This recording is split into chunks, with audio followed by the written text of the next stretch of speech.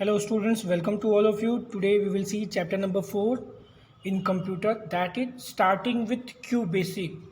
So it's a new chapter. बेटा ये एक नया चैप्टर है QBasic. हम लोग जानेंगे क्या होता है QBasic, इसके इंट्रोडक्शन के बारे में, its element and how to create and save a program in QBasic and some commands that we use in our programming we will see in QBasic. So let's start. What is QBasic? Basic, it's a language. It's a programming language. Before we will know QBasic. We must know what is programming language and what it is used for. So let's see. The computer, being a machine, read a sequential instruction in a form that it can understand, perform any task. Actually, computer जो भी समझता है वो machine language ही समझता है. तो जो भी हम कॉरेस्पॉन्डेंस कंप्यूटर से करते हैं that in a form of machine language. तो मशीन लैंग्वेज बाइनरी लैंग्वेज एक लैंग्वेज होता है जो 0-1 के फॉर्मेट में हमेशा कम्युनिकेट करता है. तो उस 0-1 के फॉर्मेट को जानने के लिए हम प्रोग्रामिंग सीखते हैं. And the language which is used to understand that machine code is called programming language. That's why a programming language is a set of words, instructions, abbreviations and symbols that tells a computer what to do. Programming language क्या है? Set of words होता है, instructions होता है, abbreviations and symbols होते हैं. और किस लिए होते हैं? जैसे कि हम किसी कंप्यूटर को बता सके कि हमें करना क्या है. कंप्यूटर को अगर हमें बताना है कि ये काम करना है, तो अगर हम इंग्लिश में या हिंदी में या किसी भी लैंग्वेज में अगर बोलते हैं कि हमें ये करना है, तो कंप्यूटर को समझ में नहीं आएगा. कंप्यूटर के सामने आप बैठ जाइए और उसे कहिए कि कंप्यूटर जी हमें ये काम करना है, तो क्या कंप्यूटर आपकी बात को आसानी समझ लेगा? नहीं. आपको क्या करना होगा? बटन प्रेस करना होगा. स्टार्ट बटन प्रेस करेंगे, इट मीन्स कंप्यूटर स्टार्ट होगा. कंप्यूटर प्रोग्राम्ड है किस लिए? स्टार्ट होने के लिए. किससे? स्टार्ट बटन प्रेस करने से, CPU के बटन को प्रेस करने से. Then whenever you have to do input in keyboard, अगर आपको कीबोर्ड में इनपुट करना है तो आपके कीबोर्ड पे क्या होते हैं? टेक्स्ट अल्फ़ाबेट्स होते हैं, that is group of words. Instructions होते हैं, शिफ्ट, कंट्रोल, एंटर, एरो, ये सब क्या है? इंस्ट्रक्शंस होते हैं. एब्रिविएशंस यूज कर सकते हैं. और सिंबल्स होते हैं, डॉलर सिंबल होते हैं, हैश सिंबल्स होते हैं, डॉट होते हैं, सेमीकोलन हो सकते हैं. तो ये सब के ग्रुप ऑफ इंस्ट्रक्शन जो कीबोर्ड पे अवेलेबल होते हैं, these all are set of these words, instruction and abbreviations is called programming language. और कंप्यूटर में everything is have been program to do the task. Computer में क्या सब कुछ प्रोग्राम होता है टास्क परफॉर्म करने के लिए. और बेसिक क्या है? एक तरह का प्रोग्रामिंग लैंग्वेज है. It's a high level language which was designed by John G Kemeny and Thomas E Kurtz. दो लोगों ने मिलकर इसको डिजाइन किया था. किसको? बेसिक को. Basic it was a programming language. 1963 में इसे डिजाइन किया गया था. और ये एक हाई लेवल लैंग्वेज है. हाई लेवल लैंग्वेज का मतलब यूजर और कंप्यूटर के बीच ये आसानी से कम्युनिकेट कर सकता था. इसके पहले लो लेवल लैंग्वेज आते थे जो बहुत ही डिफ़िकल्ट होते थे. It's a easy to understand user and tell computer what to do. ये यूजर के लिए भी आसान था बताने में कि कंप्यूटर को क्या करना है. और इसीलिए हम लोग बेसिक को हम पढ़ते हैं, बेसिक के बारे में हम जानते हैं. So what is the full form of BASIC? It's stand for Beginners All Purpose Symbolic Instruction Code. This language was specially developed for training the beginners in programmer. ये लैंग्वेज क्यों डिजाइन किया गया था? स्पेशली बिगिनर्स जो शुरुआत करते हैं programming की, उनको ट्रेंड करने के लिए ये डिजाइन किया गया था. 1963 में इसे कौन कौन डिजाइन किया था? Thomas E Kurtz and John G Kemeny and Thomas E Kurtz, दो लोगों ने मिलकर डिजाइन किया था. There are different version of basics. अब जब बेसिक को डिजाइन किया गया तो उसके बहुत से वर्जन आए. जैसे माइक्रोसॉफ्ट के वर्जन आते हैं, ऑपरेटिंग सिस्टम्स के वर्जन आते हैं, उसी तरह प्रोग्रामिंग लैंग्वेज के भी वर्जन्स आते हैं. तो बेसिक के भी बेसिकली 3 वर्जन्स थे: GW basic, graphics basis, power basis and Q basic.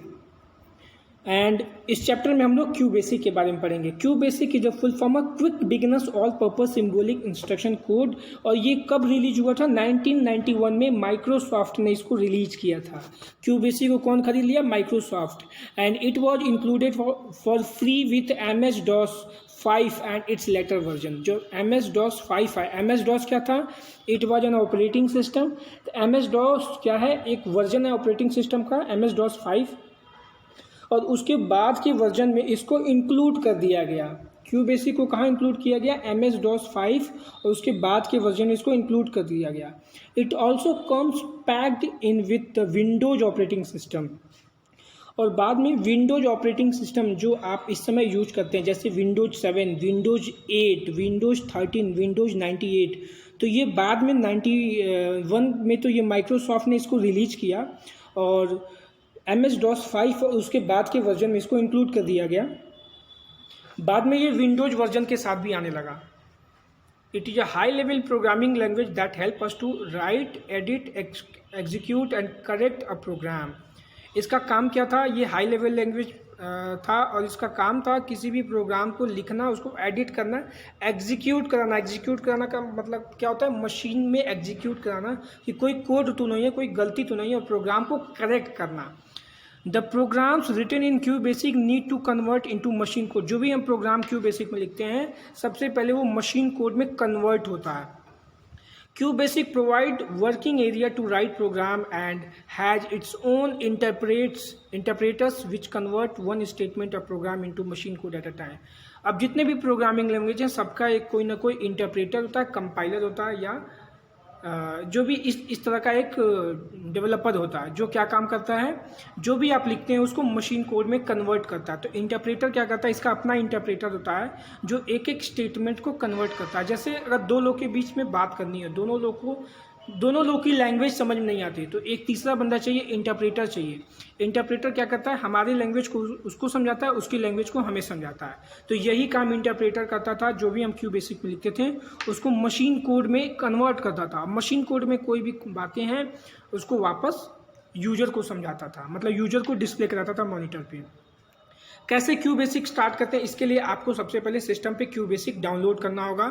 छोटा सा सॉफ्टवेयर इसका आता है, it's a open source software, और इसको फ्री ऑफ कॉस्ट डाउनलोड किया जा सकता है। और ये स्क्रीन है आपका जो आपके सामने दिख रहा है, ये स्क्रीन है QBasic का। इसमें मेन्यू बार है, प्रोग्राम विंडो, इमीडिएट विंडो। छोटा सा सॉफ्टवेयर है, यू कैन ऑल्सो डाउनलोड।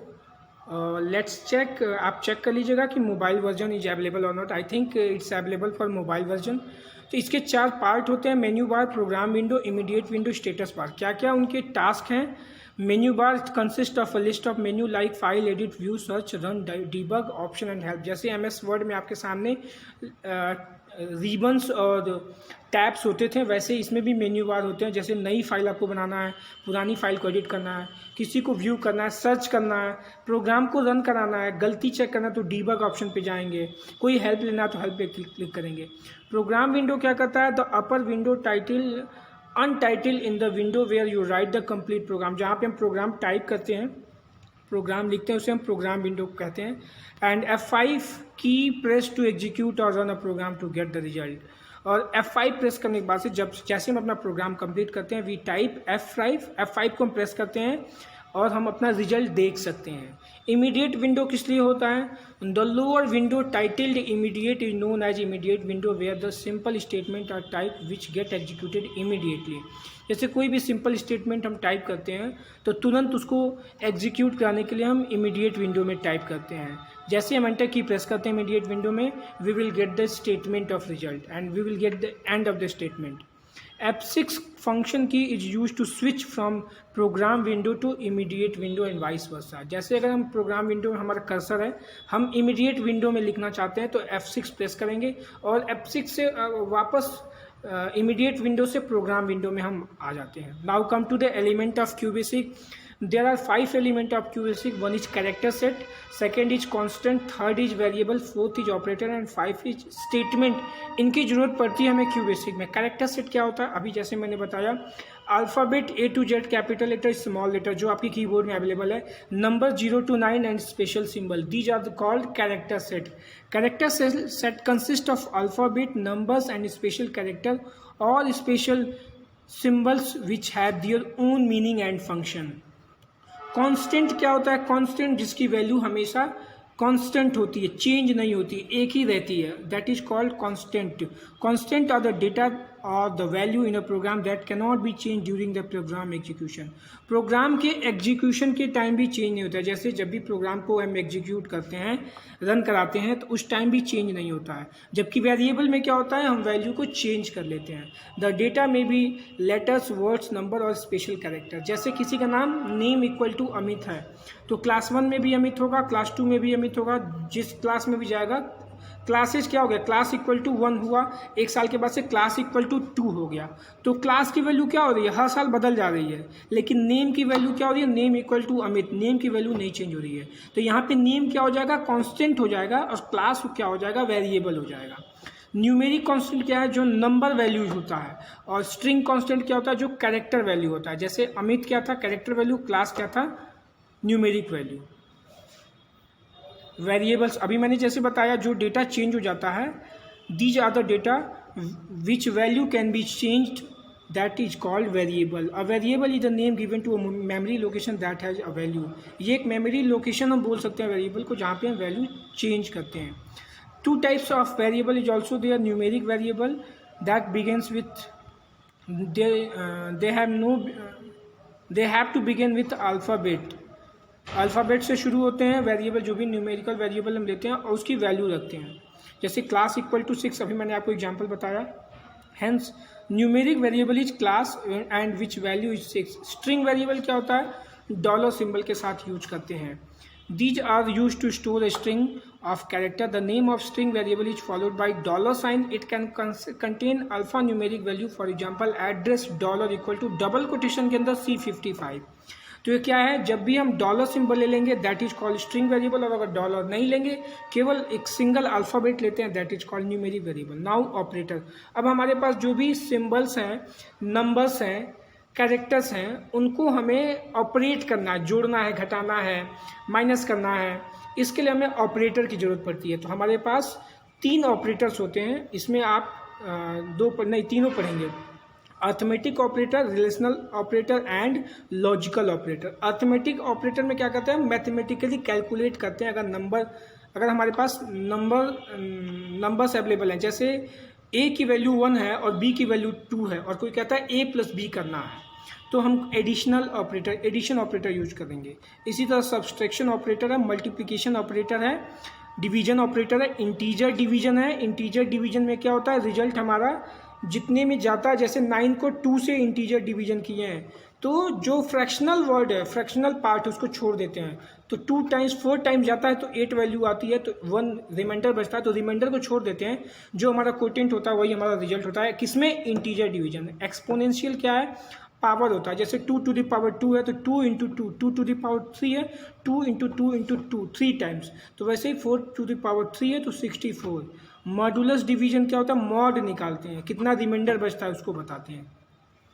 इसी तरह सेकंड ऑपरेटर कौन सा, रिलेशनल ऑपरेटर। जैसे हम कंपैरिजन करते हैं 2 नंबर में, कि 2 नंबर या तो बड़ा होगा या तो छोटा होगा, या तो बड़ा या उससे बड़ा या बराबर होगा, या तो उससे छोटा या बराबर होगा, या तो बिल्कुल नहीं बड़ा होगा।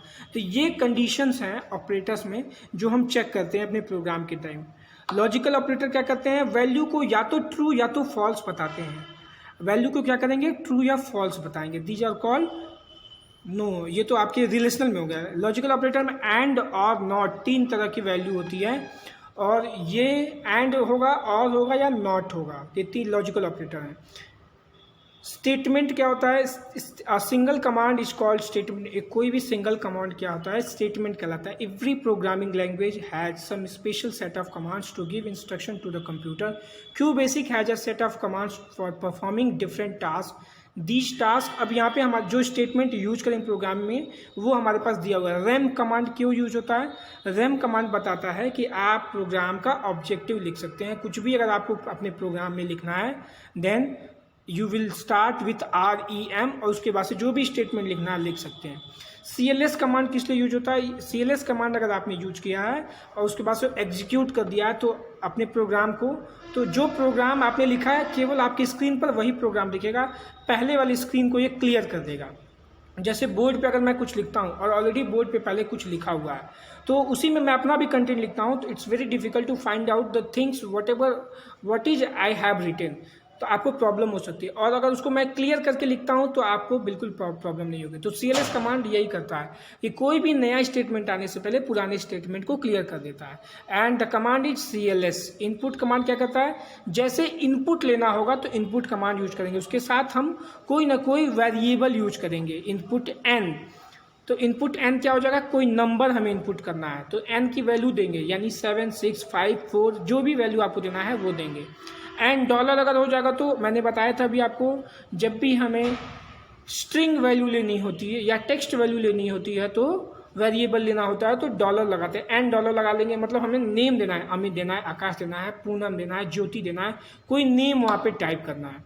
एंड कमांड क्या करता है, प्रोग्राम को ओवर कर देता है, ख़त्म कर देता है, टर्मिनेट कर देता है। लेट कमांड क्या करता है, कोई भी वैल्यू अगर हम असाइन करते हैं किसी भी वेरिएबल को, सो लेट कमांड यूज करते हैं। Let a equal to 10, let name dollar equal to lovely. यहाँ पे क्या हो गया है, ए की वैल्यू को या नेम डॉलर की वैल्यू को लेट यानी असाइंड किया गया है। गो टू कमांड क्या करता है, go to command tells the computer to go to another place of in the program. एक प्लेस से दूसरे प्लेस पर भेजने का काम करता है go to statement. Go to command कैसे यूज करते हैं, लेट्स सी। एक प्रोग्राम दिया हुआ simple, print welcome, go to label, print to label, print computer, output क्या हो जाएगा, वेलकम कंप्यूटर हो जाएगा। वेलकम और कंप्यूटर क्यों हो जाएगा, क्योंकि गो टू से सीधे आप लेबल पे आ गए, और लेबल में क्या लिखा हुआ है, प्रिंट कंप्यूटर लिखा हुआ है, तो लेबल पे सीधे वेलकम कंप्यूटर्स आ जाएगा, टू नहीं आएगा। टू क्या हो गया, स्किप हो गया। प्रिंट कमांड क्या करता है, प्रिंट करता है, अभी इस प्रोग्राम में भी आपने देखा है, जैसे प्रिंट लिख दिया कंप्यूटर तो कंप्यूटर क्या हो जाएगा, प्रिंट हो जाएगा एग्जीक्यूट करने के बाद से। Now come to if then statement. If then command, if then क्या कमांड क्या करेगा, अगर दो नंबर के बीच हमें बड़ा नंबर फाइंड आउट करना है, या हमने एक वेरिएबल ले लिया और उसको किसी नंबर से अगर छोटा या बड़ा हमें बताना है तो उसके लिए हम इफ देन स्टेटमेंट यूज करते हैं। जैसे प्रोग्राम दिया हुआ इनपुट मार्क्स और उसको ले लिया m, यानी हम एक नंबर ले रहे हैं जिसका वैल्यू m में स्टोर होगा। And if m equal to greater than 75, अगर मार्क्स की वैल्यू 75 से अधिक है, then admit in science stream, science stream दिया जाएगा। अगर 75 नंबर से अधिक है m की वैल्यू जो आपके मार्क्स हैं तो साइंस स्ट्रीम मिलेगा। तो ये क्या है, कंडीशन है, ये क्या है, कंडीशन है। इसी तरह से इफ देन एल्स है, इफ देन एल्स है, अगर 75 नहीं है तो कितना है तो ये बताना पड़ेगा। Else admit in commerce stream, यानी वहाँ पे एक एल्स स्टेटमेंट रख लेते हैं। अगर 75 से ज़्यादा है तो साइंस देंगे, अगर नहीं है तो क्या होगा, पहले वाले में नहीं का कोई ऑप्शन नहीं बताया गया था, इफ देन एल्स में क्या है, नहीं का भी ऑप्शन बताया गया था, एडमिट इन कॉमर्स स्ट्रीम। तो इस तरह से हम प्रोग्राम कर सकते हैं। कैसे प्रोग्राम को क्रिएट करते हैं, सेव करते हैं, ये आपकी स्क्रीन पर दिया हुआ है। एक छोटा सा प्रोग्राम है, अ कंप्यूटर जो इलेक्ट्रॉनिक मशीन, ये प्रिंट कराना है तो रैम लिखे हैं to display message, print double quotation के अंदर a computer is an electronic machine, and लिख दिया है। एंड लिखने के बाद से F5 प्रेस कर दिया और ये स्क्रीन आपके सामने आएगा, ये ब्लैक वाला स्क्रीन आपके सामने आ जाएगा। यहाँ लिख के आ जाएगा अ computer is an electronic machine. ये क्या, यही प्रोग्रामिंग लैंग्वेज है। यहाँ पे हमने प्रिंट कमांड के अंदर स्टेटमेंट लिखा, यहाँ पे प्रिंट करा दिया तो प्रिंट हो गया। कैसे फाइल को सेव करते हैं, फाइल ऑप्शन में जाते हैं, सेव ऑप्शन पे क्लिक करते हैं, फाइल का नाम दे देते हैं और फाइल आपका सेव हो जाता है। To run a program we can also press F5 key on the keyboard. F5 press करके भी हम प्रोग्राम को रन करा सकते हैं। और इसका एक्सटेंशन क्या होता है, फाइल जब भी सेव करते हैं तो .bas एक्सटेंशन से फाइल सेव होता है। कमांड यूज करेंगे जैसे print publisher private limited, PM publisher private limited, ये प्रिंट किया है, एंड प्रिंट 55, तो ये दोनों स्टेटमेंट प्रिंट होंगे, PM पब्लिशर प्राइवेट लिमिटेड और 55, ये दोनों प्रिंट हो गए। देखिए यहाँ पे प्रिंट होगा। अब यहाँ पे कुछ पैटर्न है जिसको प्रिंट कराया गया, प्रिंट, ये पैटर्न टाइप करेंगे यहाँ पे हम और वही पैटर्न ब्लैक स्क्रीन में ये प्रिंट हो जाएगा। इसी तरह से दूसरा पैटर्न है 8 7 6 5 4 3 2 1, इसको मैंने प्रिंट कराया असेंडिंग ऑर्डर में, ऐसे ये डिजाइन प्रिंट हो गया। इसी तरह कुछ प्रिंटिंग हम लोग भी करेंगे, जब सॉफ्टवेयर डाउनलोड कर लेंगे तो आप ये काम कर सकते हैं। बहुत ही आसान चैप्टर है। नाउ इनपुट कमांड, देखिए 2 नंबर के सम का प्रोग्राम है, छोटा सा प्रोग्राम है।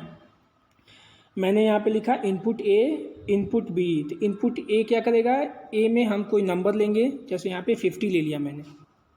दूसरा क्वेश्चन मार्क क्या करेगा, बी में इनपुट के लिए पूछ रहा है, मैंने 70 दे दिया, तो बी में क्या स्टोर हो गया 70। अब सी में क्या हो गया, ए प्लस बी यानी 50 प्लस 70 हो गया, और फिर प्रिंट सी कर देना यानी 120 वैल्यू को प्रिंट कर दिया, तो यहाँ पे 120 प्रिंट हो गया। इस तरह से क्या हो गया, हमारा रन कमांड काम कर दिया। और क्वेश्चन मार्क जब स्क्रीन पे आता है इसका मतलब इनपुट देना है हमें। One more example of input, एक और है, आप अपना नेम दे देते हैं और वैल्यू दे देते हैं, your car name and your value, your car value, name और वैल्यू। तो कार का नाम आपने दे दिया होंडा सिविक और वैल्यू दे दिया 1,50,000। तो आपका मैसेज कैसे डिस्प्ले हो गया, print your car name is name dollar, तो your car name is Honda Civic and your car value is 1,50,000, ये डिस्प्ले हो गया मैसेज। चलिए अब ये कुछ सैम्पल प्रोग्राम्स है जिसको आप प्रैक्टिस करेंगे। इट्स वेरी इजी, ये प्रोग्राम आप टाइप करेंगे, जब सॉफ्टवेयर डाउनलोड करेंगे तो ये टाइप कर लेंगे और टाइप करने के बाद से रन कराएंगे F5 प्रेस करके। 3 प्रोग्राम है, यूज ऑफ कोलन, कोलन कहाँ यूज करते हैं, कोई भी अगर आपको पैटर्न डिजाइन करना होगा तो कोलन यूज करते हैं। That's for today's class, thank you students.